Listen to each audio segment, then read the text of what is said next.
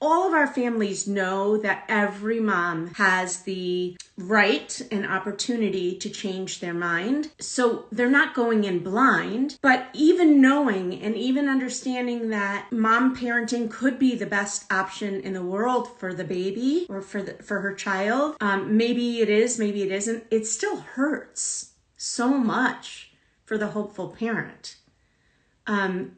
So I'm saying this because I can hear all the haters in my head saying, well, it was never your baby, blah, blah, blah. That's true. And, right? There's lots of sides in adoption with lots of emotions, each one validating. Welcome to the Adoption Roadmap Podcast, your go-to guide through the beautiful, complex, and transformative journey of adoption. I'm Rebecca Gruenspan, a single mom through adoption consultant for over a decade, author of the Adoption Roadmap book, and your trusted guide. In each episode, we dive into real experiences, expert insights, and the raw, honest truths that you will need to navigate your journey. Whether you're just beginning, in the thick of it, or well past placement, you'll find support and community here to help you navigate this unique path with confidence and love. Adoption isn't all rainbows and butterflies. It is life-changing and worth every bit of effort. Let's learn, grow, and journey together on the Adoption Roadmap Podcast. Good morning, USA. Good morning. How's everyone doing this morning? Welcome to This Week in Adoption with moi, Rebecca Gruenspan, with my green aqua nails. Love it. Isn't that awesome? That color. So sweet. I hope that you have had a great week and that you're winding up strong. I want to start by saying thank you to our listeners of the Adoption Roadmap podcast, of This Week in Adoption, of all my interviews that I've had with people. We have some juicy ones coming up, so you're going to want to keep tuning in. If you have not subscribed and liked and put the little bell on and all the things, please make sure you do that wherever you listen to your podcasts, the Adoption Roadmap podcast, because there's some conversations that have been had that you're going to want to go back and listen to and that are happening. So I want to start with an email review thank you that I got from a client of ours. Excuse me. Let me take a drink of my Rise Mushroom Coffee if they would like to sponsor. Delicious. I kind of stopped drinking coffee altogether because that gives me the energy I need. And coffee now makes me jittery. So this was regarding the interview that I had recently on the podcast. Go check it out with Rachel Patton, who is our lead consultant here at RG Adoption Consulting. Just wanted to let you know that I loved your conversation on the podcast episode this week. It was just what I needed to hear after feeling sad that we didn't match with a baby girl born this past weekend. It filled my heart up listening to you both talk about so many of the nuances about race, privilege, grief, trusting the process, and centering the experience of birth moms and having compassion for the challenging backgrounds they often come from. Even in conversations with other hopeful waiting families who I find are often less open to matching transracially or with substance exposure, I often walk away feeling like most people just don't get it. Constantly trying to hold all these perspectives simultaneously feels like a lot to carry some days, especially when people outside the adoption community and those within who are more closed off just want to focus solely on finding the quote-unquote perfect baby and protecting the waiting family from disappointment. Sometimes it makes me question whether I should narrow my focus more on just my own role and experience in the process, because it would be an easier road emotionally. But my pesky social worker trained brain just won't let me simplify things. LOL. Your beautiful conversation today was the perfect reminder that my thoughts and my emotional energies are indeed focused on the right things in the long run. From one social worker to another, from one hopeful adoptive mom to another, thank you for making me feel seen. You are so welcome, and you know who you are. I appreciate you, and your words are so validating. I need them too. I need the validation too. And so I thank you for seeing us and for listening and really digging in and learning what you need to learn, not only to feel supported, but to understand what adoption is and what it's not. So thank you. Last week in my live, I talked about feeling seen and making others feel seen. And so I'm so glad. This was so great that she wrote in and said that she feels seen, and by her words, now I do too. So we all feel seen. It's wonderful. It's a wonderful world. All right. Adoption is hard. It comes with a lot of risk. It comes with a lot of beauty and opportunity and heartache. And I don't want to sugarcoat the heartache. Let me read something else that just came in from a mom. She is a mom already. And she was, let me just read. Mom's water broke. We got on a plane and were there 9 hours later. We got to hold baby at 2 hours old. Spent all of yesterday with him and most of today. Her insistence. Agency director and social worker said we were wonderful about making sure we weren't overstepping. They thought it was as sure as you can get in the world of adoption. Today, she chose to parent. We bonded for 2 days. Everyone is concerned. She was choosing adoption because her situation at home it's not good. We love him. We loved him from the moment we were matched, and it was like he was ours for 2 days. There's all the heartbreak and pain of a fall through, but also so much concern and worry for this baby we love with all our hearts. And we have to explain to our 5-year-old why we aren't coming home with the baby brother he's been beyond excited for. I don't know how to cope. And here are some of the answers and some of the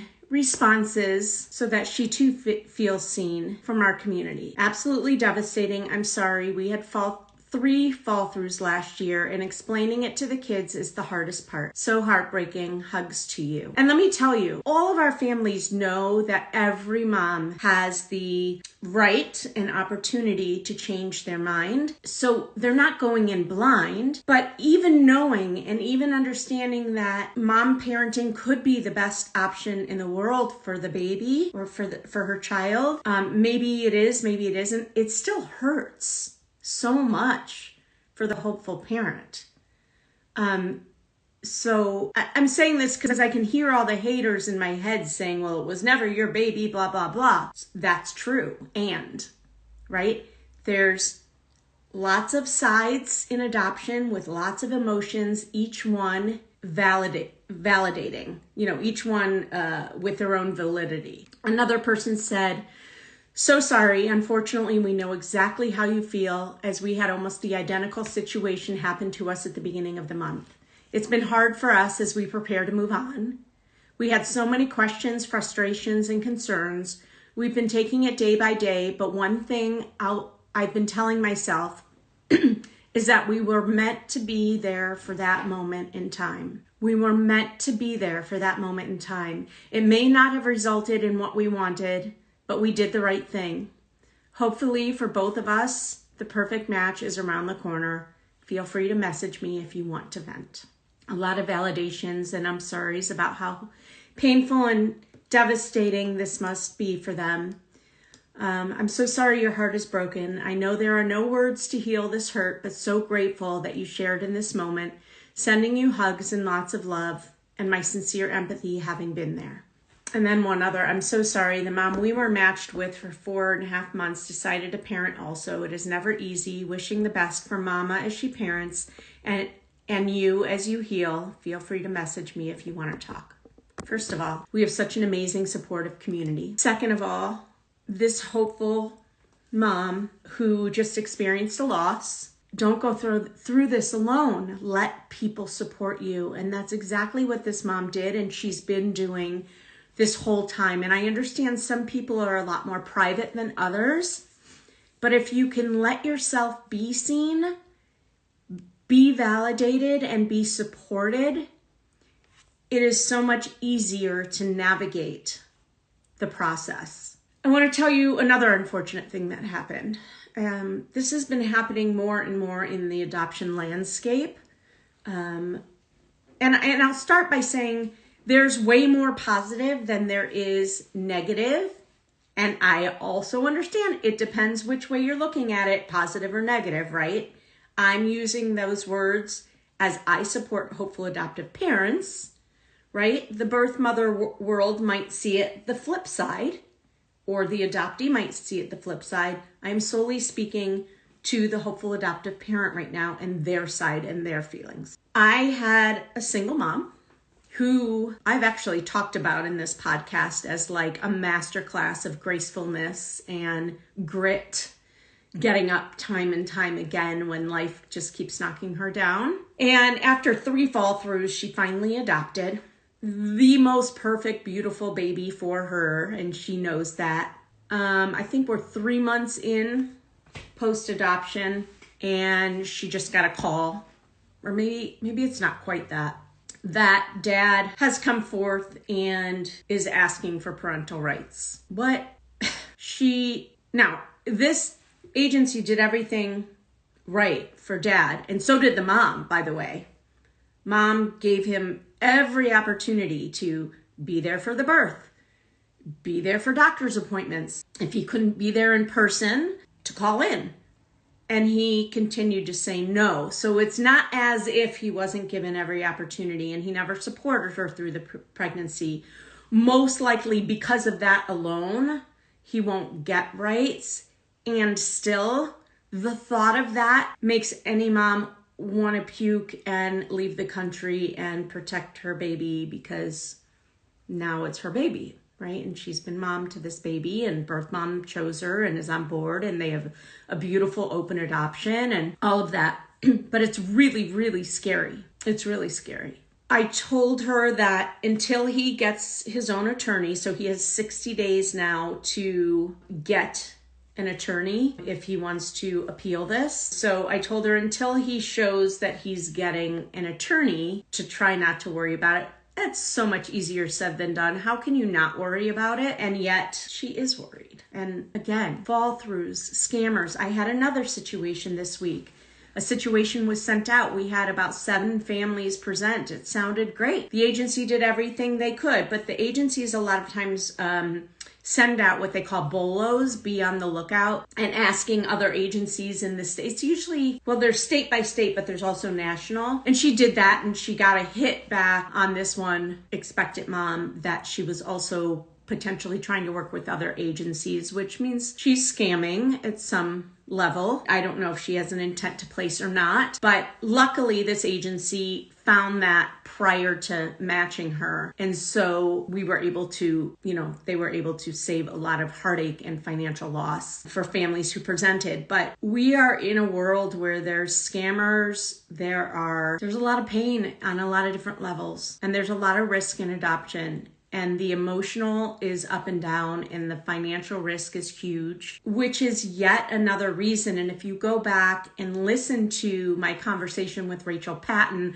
which is all about a couple things, but the whole first half is all about who a consultant is, why you need a consultant, who are good clients, who are, what happens when you're not so gracious clients. All of that. One reason that working with a consultant can be so important is kind of what I've just demonstrated today, which is the support that you get. And you may or may not get a little bit of support from just working with an agency, but you absolutely won't get the outpouring of support that you get working with a consultant and being part of a safe, supportive community. And I say safe because there are a lot of communities out there talk about your hurt when a mom decides to parent after you've been matched, you would be pounced on instead of receiving the support that you need at that moment. That's what I mean by safe and supportive community. So a lot of people go into the adoption process not even realizing that they are going to need that or want that, and at the end come out saying that was the biggest thing, my biggest aha that I didn't know I needed, but I did. So there's the beauty in adoption and the heartache in adoption. As a consultant, we experience both consistently, a lot of times on the same day, and it's hard to navigate, but we will always be there for our families. With that, I'm going to say have a wonderful weekend. If you have any questions about the journey of adoption, the adoption roadmap, please don't hesitate to reach out to us on social or via email at support@rgadoptionconsulting.com. Have a wonderful weekend. Bye-bye.